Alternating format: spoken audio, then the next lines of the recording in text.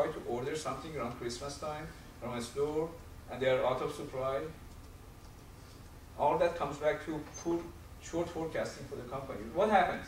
If you want a product and you go to your favorite store and they're out of merchandise, what do?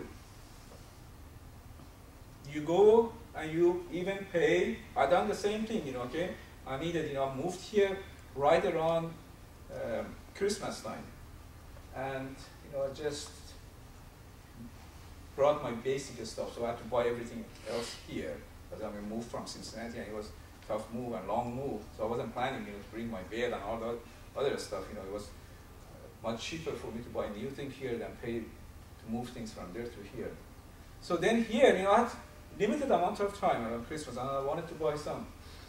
And I went, you know, to a store and they didn't have I had to wait 4 weeks. I had to wait for some furniture to come in 4 or 5 weeks. So I went and I paid more somewhere else that I could have the merchandise in my hands. So it's very critical for companies to do good short-term forecasting, especially when the season is changing. They have to anticipate the customers that are coming. So when you don't have the merchandise, customer turn to others. And you may lose that customer forever. You know, if you're unhappy, go and you have to wait. Say, okay, God, you have that bad feeling about that company, you never go back to that company.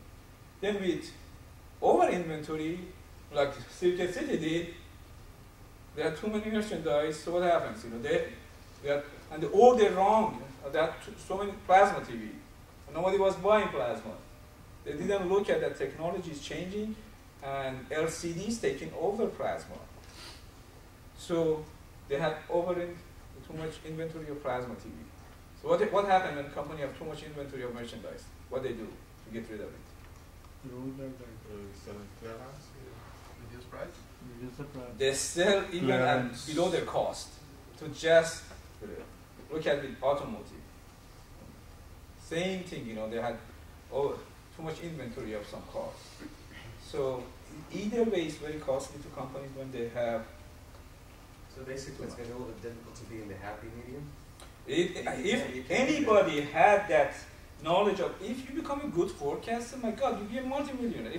Nobody have that crystal ball, but you have science of forecasting, and you work in a company, science of forecasting, because forecasting goes with planning. If you're not a good forecaster, you can't plan.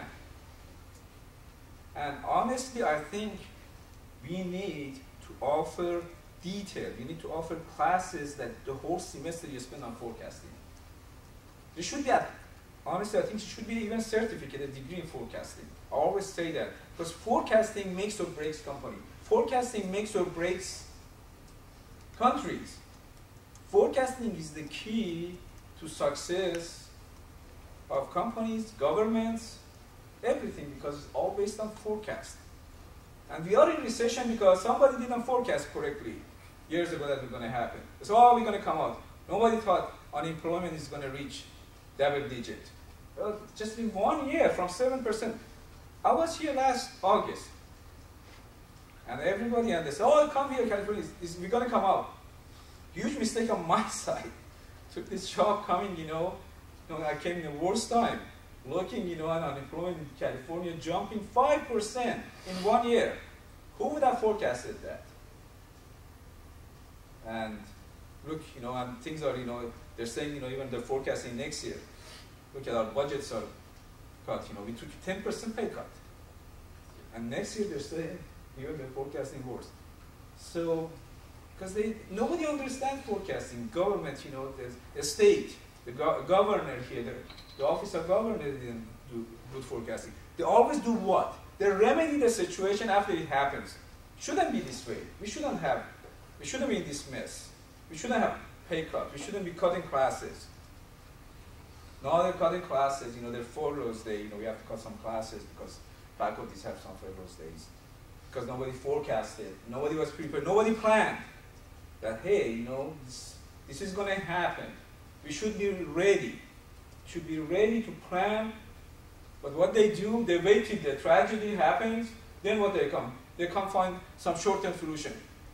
Laying off people, budget cuts, these are always after the fact. You know, like roof comes down, and then it's okay. Now let me find this solution. The roof came down. You know, let me find what can I do. What should it come down? You know, you should do a good job. But we don't offer classes in forecasting. We just touch on forecasting.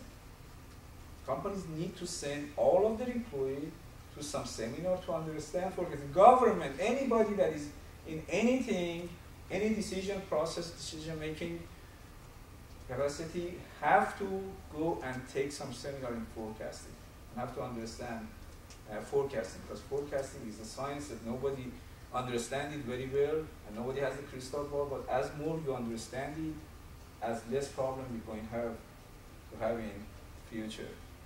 There are many methods for forecasting. We would continue on this week. Quantitative method, and there are weight, moving average, exponential smoothing, regression model. There are a lot of mathematical models. There are some unmathematical models.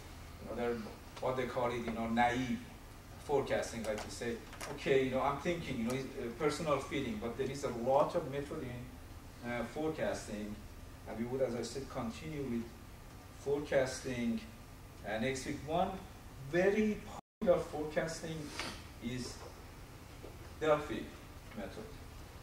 Companies use this method more than other methods in forecasting because Delphi uses many different, they use survey, they use some different approaches and they bring it into together. But there are still none of this forecasting has been completely foolproof.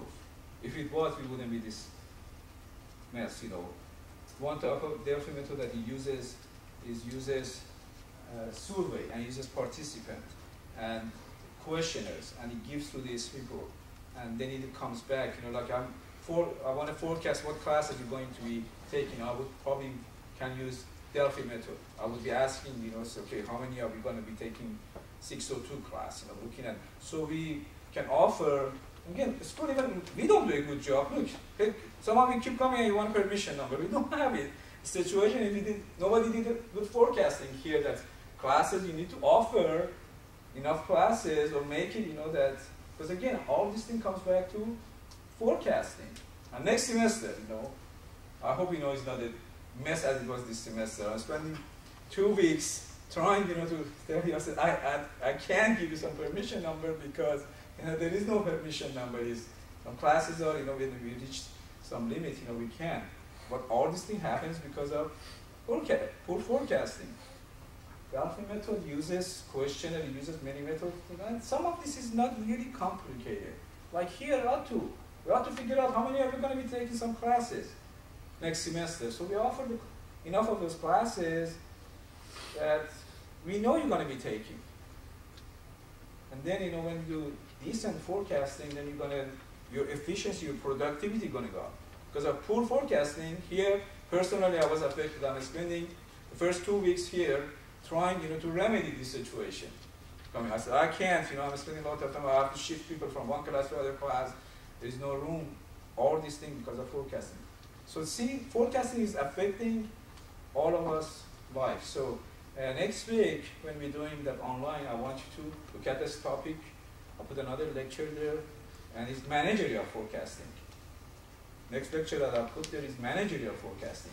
You understand forecasting. Now what you, as manager or as engineer, can do to do a good forecasting.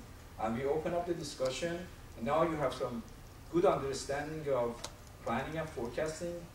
And now when you go in, I want you to be very active in that discussion. And I want you to read, you can do also audio lecture, and be prepared to discuss forecasting, especially your research assignment 1 touches on planning and forecasting, strategic planning of innovative company. Any question? Any question about planning, forecasting?